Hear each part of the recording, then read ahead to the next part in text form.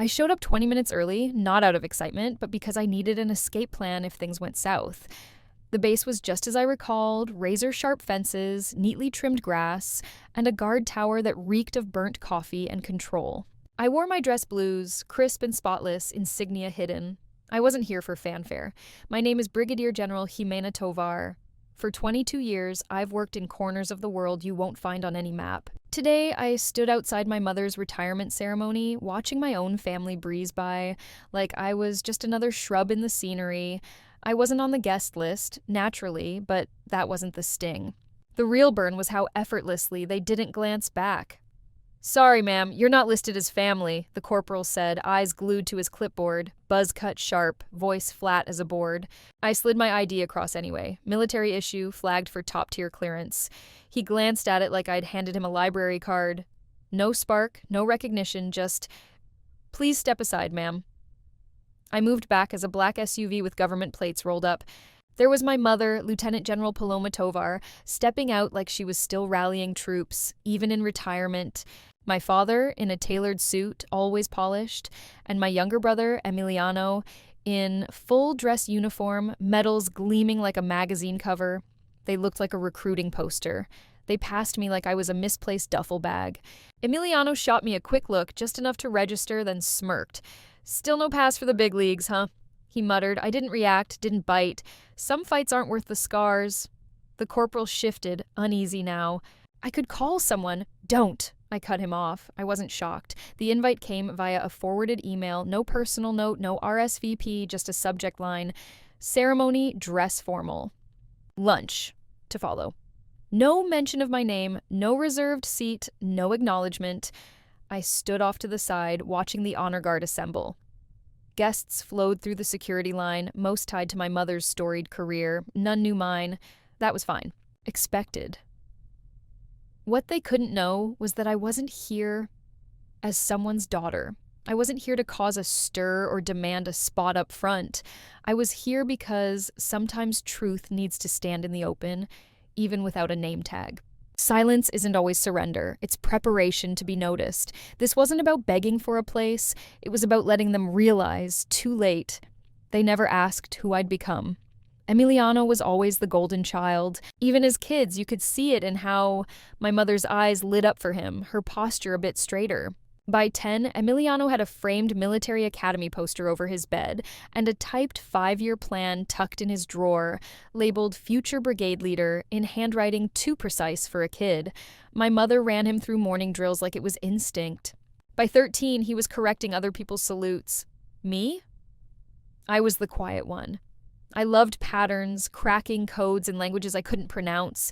I grasped leverage before I mastered equations. While Emiliano tackled training courses, I memorized signal intercepts. I didn't wear my pride openly because I was taught silence speaks louder. The first time I thwarted an attack on a UN diplomat, I worked 72 hours straight, coordinating assets across 3 continents. We diverted a convoy through back roads, jammed a communication hub, and stopped the plot before it left the planning stage. The response? An email, received, well executed. No medal, no pat on the back, no forwarded thanks. Years later, in Somalia, I spotted an anomaly in a drone's flight path. I flagged it, double-checked, and rerouted a special ops team set for deployment. I stayed up all night tracking their new route, verifying coordinates. It was Emiliano's team. He never knew. They landed safely on a hill just outside a strike zone that would have turned the valley to ash. I saw his name on the roster, closed the file, and kept quiet. That's what the job demanded. Not fanfare, not noise, just precision. The only person who ever seemed to notice was Aunt Marisol, my mother's younger sister.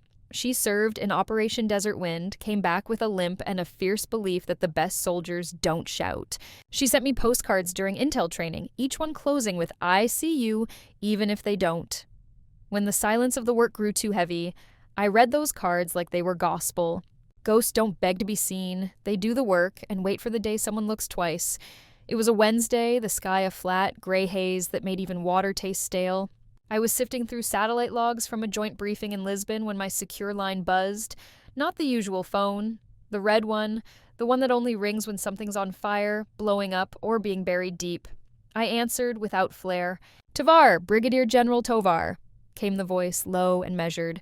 It was General Diego Salazar, Joint Defense Intelligence, one of the few in DC who never mangled my name or questioned why I skipped dress uniforms at briefings. We're partially declassifying Operation Condor, he said, no preamble. Authorization straight from the secretary. My pulse stayed steady, but I leaned back. That op was locked tighter than a vault. Your name's in the citation, he added. I stayed quiet, waiting. You're receiving the Tactical Intelligence Commendation. We'll present it at your mother's retirement ceremony. I nearly chuckled, not from humor, but from the irony. You want to give me a medal in front of the woman who still says I'm in logistics? This isn't about her, Salazar said softly. It's about the record, the lives you saved, who never knew your name. A pause, not awkward, just honest. You don't have to accept. We can do it elsewhere another time. No, I said, I'll be there.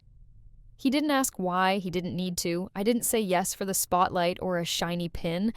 I said yes for the 27 operatives who made it home because of intel we buried in sterile files, for the 7 families still sending letters to a base that can't disclose what I did, for those who survived, and for the few who didn't. I hung up, sat motionless for a long moment, staring at the wall as if it might offer clarity. Then I folded my orders, pressed my uniform to a razor's edge, and booked a flight home. They wouldn't see me coming, but they'd remember me. This time, I wouldn't need to raise my voice to be heard. The restaurant was my mother's favorite.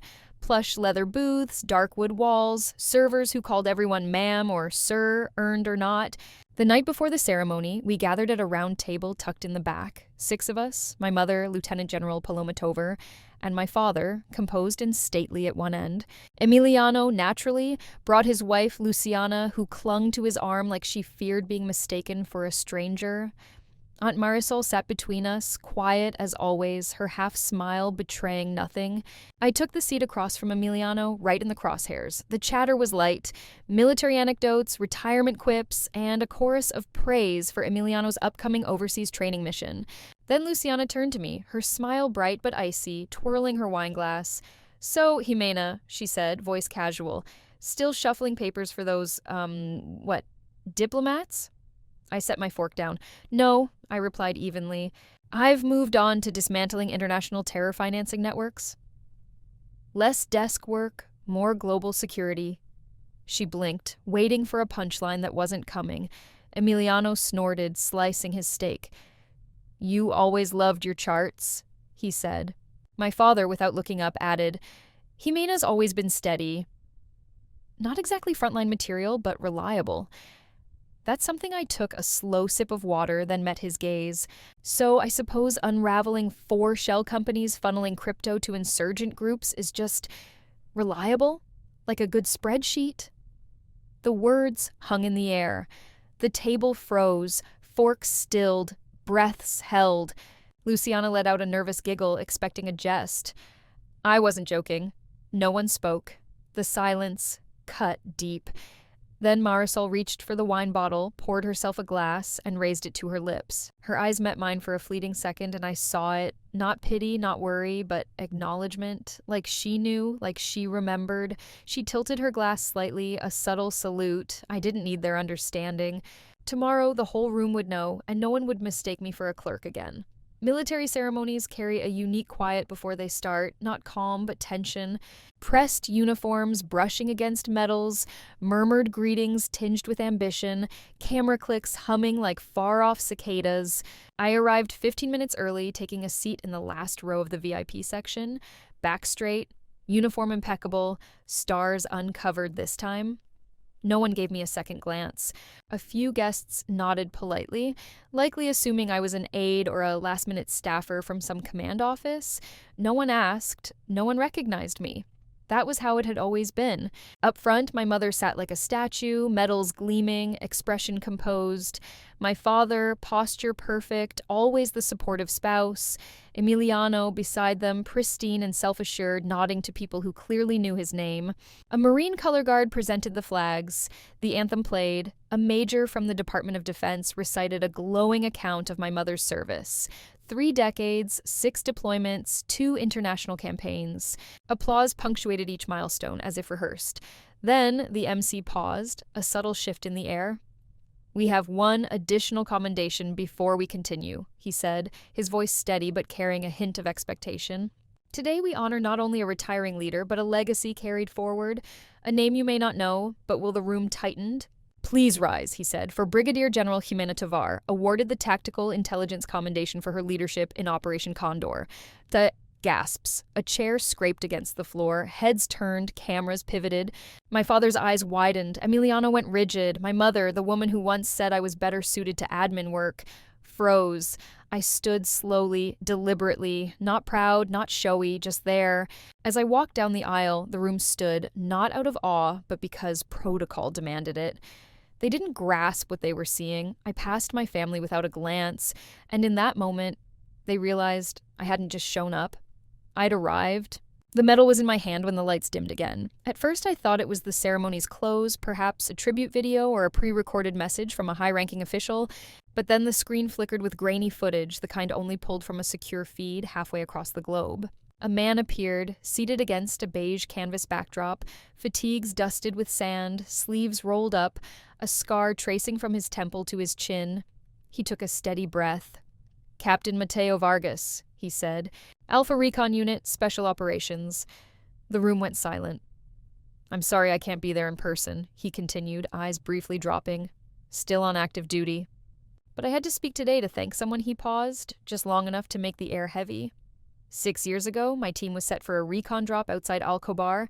Intel said it was clear. Satellite data looked clean. But at the last moment, hours before we moved, someone high up rerouted us. He looked straight into the camera. We later learned the original path was rigged. IEDS, ambush points, a sniper nest locked on our convoy. We wouldn't have lasted 5 minutes. I stood there, medal in hand, knowing what came next. "That call saved my life," he said, "and I didn't know who made it. Not then. It was classified, just an order from somewhere untouchable." He swallowed, voice steady, but waited. But when Operation Condor was partially declassified, pieces fell into place. I traced the patterns, followed the threads, and they led to her. He looked up, voice steady as steel. It was Brigadier General Jimena Tovar. I've never met her, but I owe her everything. My life, my partner's second chance, my son who got to meet his father because of one quiet call no one ever cheered for. The screen went dark.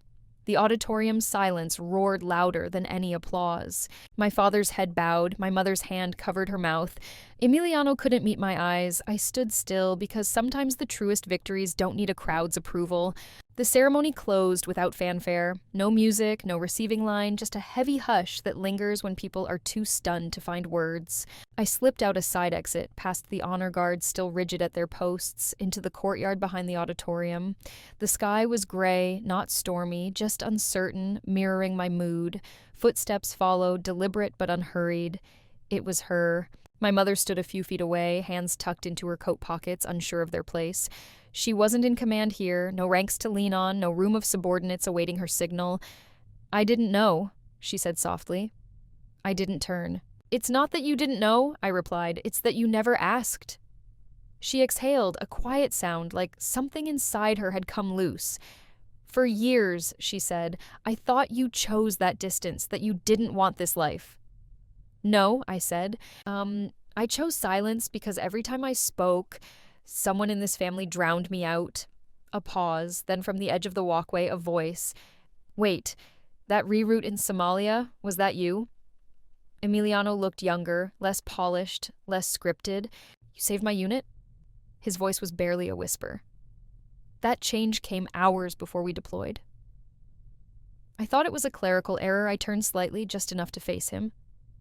"Yes," I said, and you never asked why." His mouth opened, then closed. He nodded once, slow, swallowing something heavier than pride. A few steps back, Aunt Marisol leaned against a column, silent, raising her water glass in a subtle, invisible toast. The wind shifted. My mother took a single step closer. "General," she said.